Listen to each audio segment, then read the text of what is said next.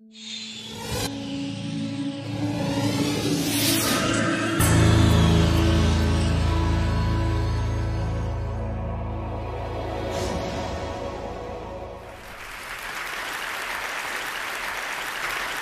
a moment ago, my daughter Rebecca texted me for good luck.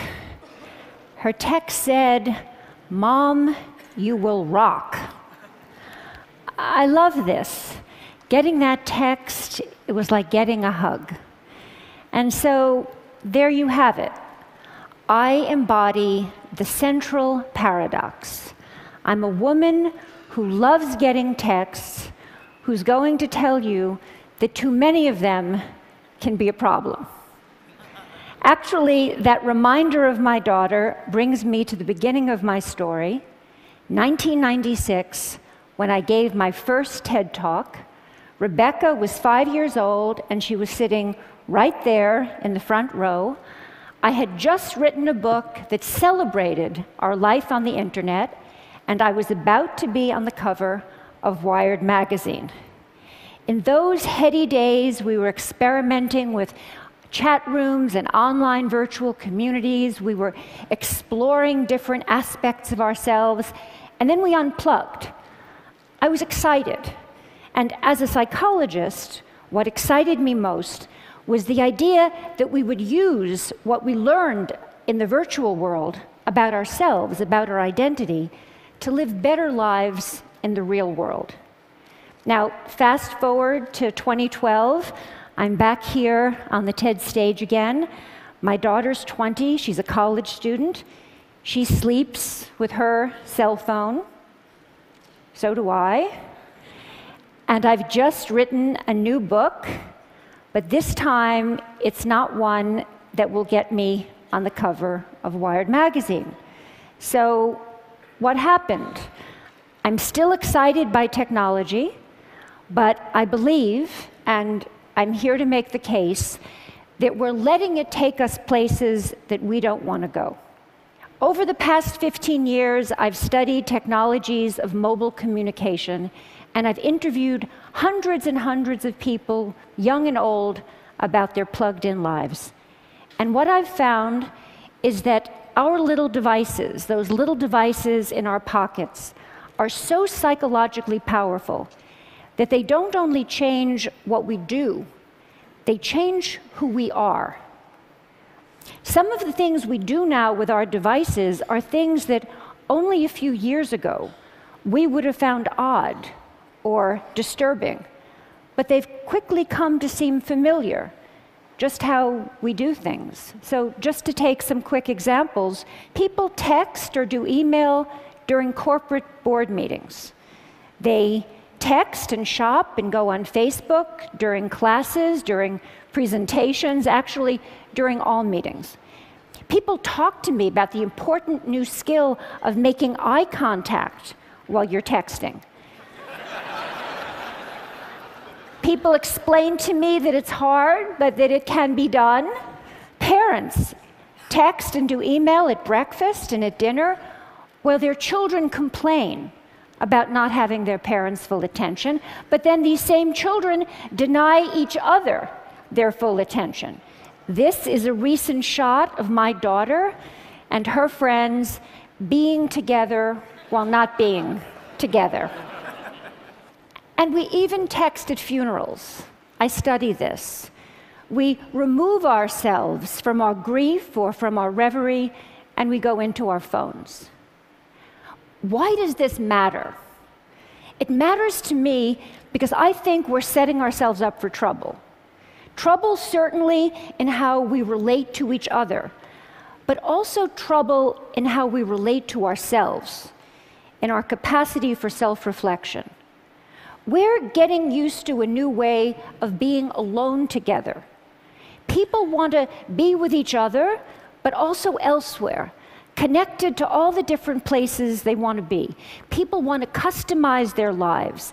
They want to go in and out of all the places they are because the thing that matters most to them is control over where they put their attention. So you want to go to that board meeting, but you only want to pay attention to the bits that interest you. And some people think That's a good thing. But you can end up hiding from each other even as we're all constantly connected to each other. A 50-year-old businessman laments to me that he feels he doesn't have colleagues anymore at work. When he goes to work, he doesn't stop by to talk to anybody, he doesn't call, and he says he doesn't want to interrupt his colleagues because he says they're too busy on their email. But then he stops himself and he says, you know, I'm not telling you the truth. I'm the one who doesn't want to be interrupted. I think I should want to, but actually I'd rather just do things on my BlackBerry. Across the generations, I see that people can't get enough of each other if and only if they can have each other at a distance in amounts they can control. I call it the Goldilocks effect. Not too close, not too far, just right. But what might feel just right for that middle-aged executive can be a problem for an adolescent who needs to develop face-to-face relationships. An 18-year-old boy who uses texting for almost everything says to me wistfully, someday, but certainly not now, I'd like to learn how to have a conversation. When I ask people, what's wrong with having a conversation? People say, I'll tell you what's wrong with having a conversation. It takes place in real time, and you can't control what you're going to say. So that's the bottom line. Texting, email, posting, all of these things let us present the self as we want to be. We get to edit, and that means we get to delete. And that means we get to retouch the face, the voice, the flesh, the body. Not too little, not too much, just right. Human relationships are rich, and they're messy, and they're demanding. And we clean them up with technology. And when we do, one of the things that can happen is that we sacrifice conversation for mere connection. We shortchange ourselves. And over time, we seem to forget this, or we seem to stop caring. I was caught off guard when Stephen Colbert asked me a profound question. A profound question. He said, don't all those little tweets, don't all those little sips of online communication add up to one big gulp of real conversation? My answer was no, they don't add up. Connecting in sips may work for gathering discrete bits of information. They may work for saying, I'm thinking about you, or even for saying, I love you. I mean, look at how I felt when I got that text from my daughter. But they don't really work for learning about each other, for really coming to know and understand each other. And we use conversations with each other to learn how to have conversations with ourselves. So a flight from conversation can really matter because it can compromise our capacity for self-reflection. For kids growing up, that skill is the bedrock of development. Over and over I hear, I would rather text than talk. And what I'm seeing is that people get so used to being shortchanged out of real conversation, so used to getting by with less, that they become almost willing to dispense with people altogether. So, for example, many people share with me this wish that someday a more advanced version of Siri, the digital assistant on Apple's iPhone, will be more like a best friend, someone who will listen when others won't. I believe this wish reflects a painful truth that I've learned in the past 15 years. That feeling that no one is listening to me is very important in our relationships with technology. That's why it's so appealing to have a Facebook page or a Twitter feed, so many automatic listeners. And the feeling that no one is listening to me makes us want to spend time with machines that seem to care about us. We're developing robots, they call them sociable robots, that are specifically designed to be companions to the elderly, to our children, to us. Have we so lost confidence that we will be there for each other? During my research, I worked in nursing homes, and I brought in these sociable robots that were designed to give the elderly the feeling that they were understood. And one day I came in, and a woman who had lost a child was talking to a robot in the shape of a baby seal. It seemed to be looking in her eyes. It seemed to be following the conversation. It comforted her. And many people found this amazing. But that woman was trying to make sense of her life with a machine that had no experience of the arc of a human life. That robot put on a great show. And we're vulnerable. People experience pretend empathy as though it were the real thing. So, during that moment, when that woman was experiencing that pretend empathy, I was thinking, that robot can't empathize. It doesn't face death. It doesn't know life. And as that woman took comfort in her robot companion, I didn't find it amazing. I found it one of the most wrenching, complicated moments in my 15 years of work. But when I stepped back, I felt myself at the cold, hard center of a perfect storm. We expect more from technology and less from each other. And I ask myself, why have things come to this? And I believe it's because technology appeals to us most where we are most vulnerable. And we are vulnerable. We're lonely, but we're afraid of intimacy. And so from social networks to sociable robots, we're designing technologies that will give us the illusion of companionship without the demands of friendship. We turn to technology to help us feel connected in ways we can comfortably control. But we're not so comfortable. We are not so much in control. These days, those phones in our pockets are changing our minds and hearts because they offer us three gratifying fantasies. One, that we can put our attention wherever we want it to be. Two, that we will always be heard. And three, that we will never have to be alone. And that third idea, that we will never have to be alone, is central to changing our psyches.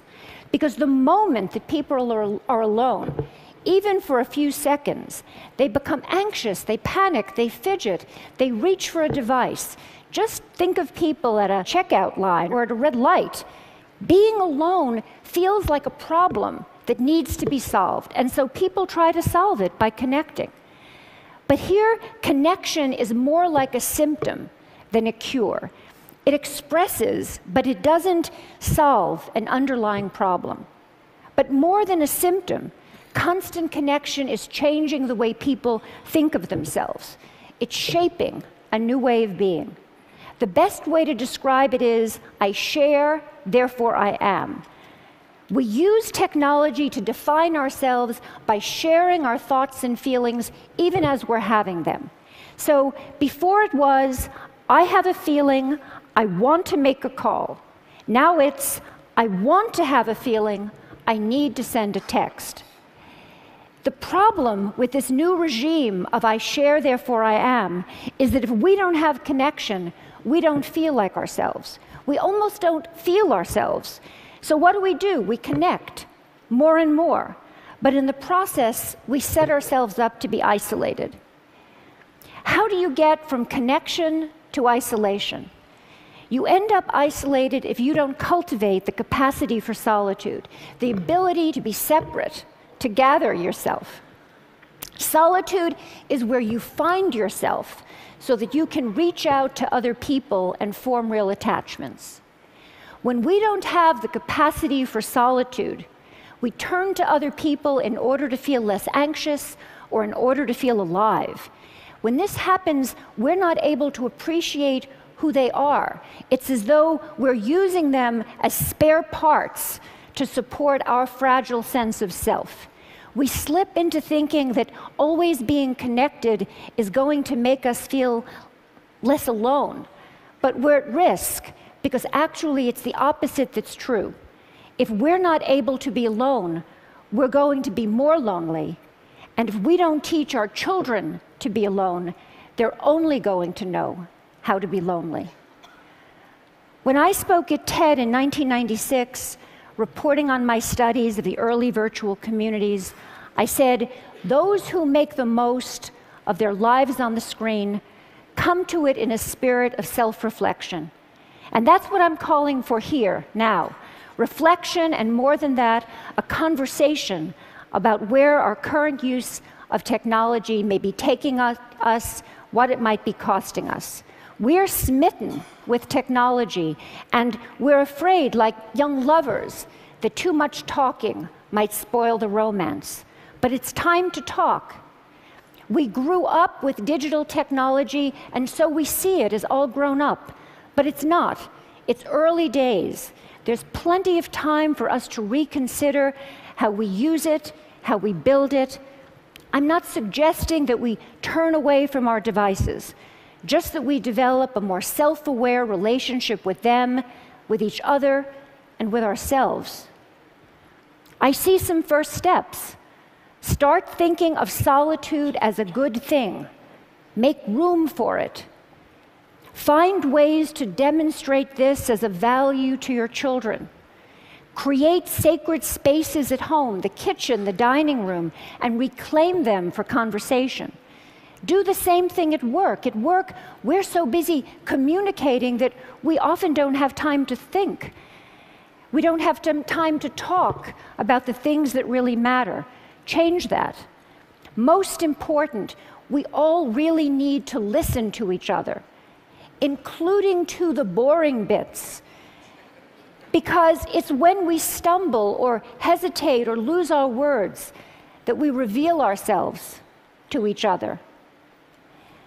Technology is making a bid to redefine human connection, how we care for each other, how we care for ourselves, but it's also giving us the opportunity to affirm our values and our direction.